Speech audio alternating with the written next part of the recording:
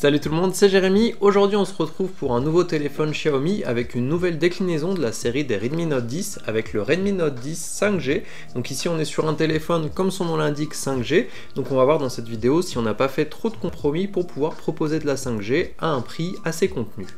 Comme vous le savez déjà, j'avais beaucoup aimé le Redmi Note 10 Pro qui était sorti il n'y a pas très longtemps et qui du coup proposait cette fois un écran AMOLED. Donc on va tout de suite commencer par le prix pour voir si on a vraiment une grosse différence entre ces deux modèles et qu'on va pouvoir du coup choisir un petit peu en fonction de ça. Donc le Redmi Note 5G, on va le trouver au prix de 269€ dans sa version 4 128Go et 229€ dans sa version 4 64Go. À titre de comparaison, le Redmi Note 10 Pro, on va le trouver en 6 128Go à 299€. Donc on va être à 30€ de plus, sachant qu'on a déjà plus de RAM de base, en tout cas dans la version 128Go. Donc ça permet déjà de se donner une idée, est-ce que les 30€ d'écart peuvent faire pencher la balance dans un sens ou dans l'autre. A noter aussi que les prix Xiaomi sont souvent sujets à changement, tout simplement parce qu'il y a souvent des promotions qui sont faites, des campagnes de lancement, des choses comme ça. Donc un téléphone comme le Redmi Note 10 Pro, on peut déjà le trouver beaucoup moins cher, soit sur le site Xiaomi, soit sur d'autres sites. Donc du coup on va quand même garder cet écart de 30€, même si on peut déjà trouver celui-là un petit peu moins cher. Le Redmi Note 10 5G va aussi baisser de prix rapidement, donc on pourra aussi les trouver à un autre prix, mais on va dire qu'on va rester sur ces 30€ d'écart pour la comparaison de ce test. Pour la boîte, comme d'habitude avec Xiaomi, on a un chargeur, de la documentation, une coque de protection en plastique et le téléphone. Niveau design, on reste sur quelque chose d'assez proche de ce qu'on avait sur le Redmi Note 10 Pro. Le capteur est disposé différemment, mais dans l'ensemble, on reste dans la même idée. On va avoir différentes couleurs de disponibles, du vert, du bleu, de l'argent et du gris. Au niveau de la dimension, on va avoir un téléphone qui a une épaisseur de 8,92 mm pour un poids de 190 grammes. Sur le côté droit, bouton power avec lecteur d'empreinte plus les boutons de volume. Sur le dessous, haut-parleur plus port USB-C. Sur le côté gauche, le tiroir Dual SIM 5G et sur le dessus, un port jack. Pour l'écran, on va avoir un écran dot display Full HD+, de 6,5 pouces avec un taux de rafraîchissement de 90 Hz. Ici, on perd l'AMOLED du Redmi Note 10 Pro, ce qui est dommage parce que c'est vrai que c'était une nouveauté par rapport à la série de l'année dernière. Du coup, là, on passait sur de l'AMOLED 120 Hz sur la version Pro. Ici, on va repasser sur du LCD. Alors, on garde quand même un taux de rafraîchissement de 90 Hz, mais on n'aura pas du tout la même expérience en termes de confort, de contraste et puis de fluidité non plus, parce que là, on aura quand même moins en taux de rafraîchissement. Donc là, c'est une concession qui a déjà été faite pour pouvoir garder un prix contenu. Pour les autres caractéristiques, on passe sur un MediaTek Dimensity 700, un processeur 5G donc. On l'aura, comme je vous l'ai dit, en version 4Go 64 ou 4Go 128Go. Donc ça sera de la RAM LPDDR4X et du stockage UFS 2.2. On aura aussi du NFC. Ici on change de famille de processeurs, on était sur un Snapdragon sur la version Pro, et ici niveau benchmark, on va avoir un score de 8570 sur PCmark.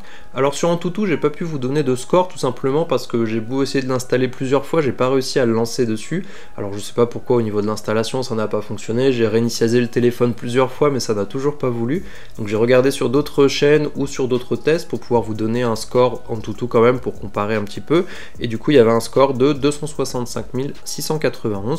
Donc c'est un petit peu moins aussi que la version Pro, donc là aussi finalement on perd aussi sur la puissance, alors que normalement ce processeur peut être plus puissant. En tout cas je l'avais eu sur le Realme 8 5G aussi, et il avait un meilleur score à cet endroit là, mais visiblement l'optimisation faite par Xiaomi sur ce modèle là ne permet pas d'exploiter à fond, donc là aussi on va perdre un petit peu en puissance par rapport à la version Pro. Pour la partie audio, on garde un port jack, ce qui est assez courant sur cette série de téléphones. Par contre, on va pas avoir de stéréo. Alors ça, c'est vraiment dommage parce qu'on le propose déjà chez Xiaomi, même sur des modèles qui coûtent bien moins cher. Je pense au Poco M3 si je me trompe pas.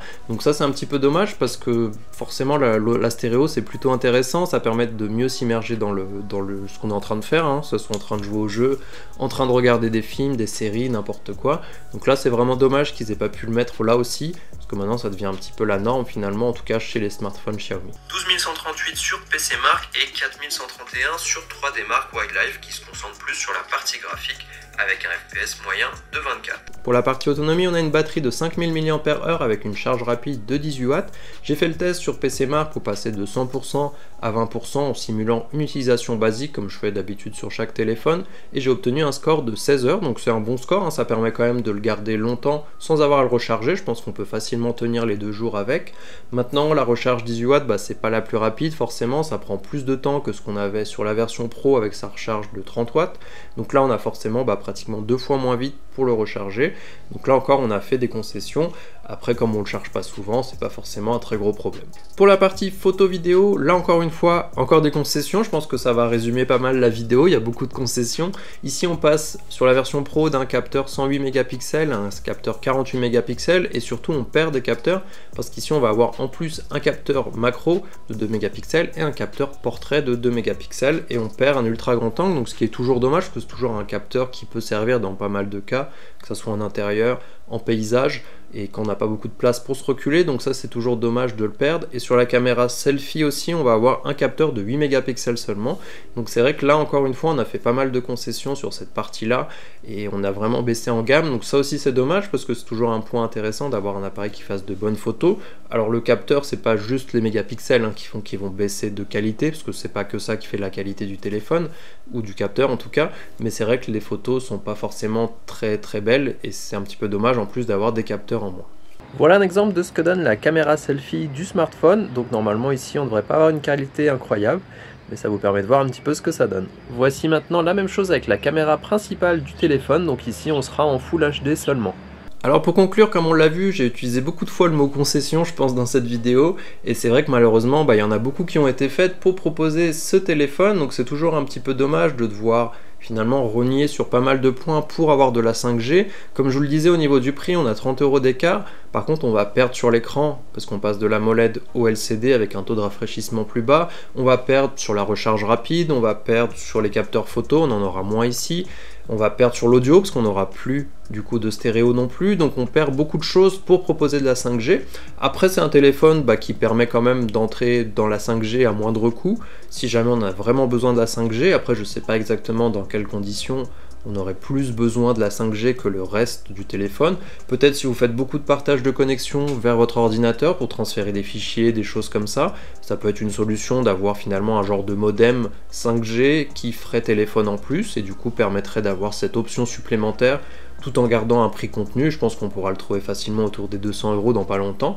Ça peut être intéressant aussi pour ça. Après, bon, ça reste un téléphone agréable à utiliser, hein. J'ai pas rencontré de lenteur particulière à l'utilisation, tout ça, mais c'est vrai que je vais pas forcément vous le recommander pour le contenu multimédia, parce qu'on n'a pas d'AMOLED, on n'a pas de 120 Hz, on n'a pas de stéréo non plus. Donc ça, c'est toujours un petit peu dommage. Maintenant, c'est un nouveau téléphone qui est proposé dans la gamme Xiaomi. Ça permet toujours de trouver un petit peu de ce qu'on cherche en fonction de son budget. Et puis, il a le mérite, voilà, de proposer quand même de la 5G à un prix abordable. Voilà, donc dites-moi ce que vous pensez de ce téléphone dans les commentaires et on se voit très bientôt.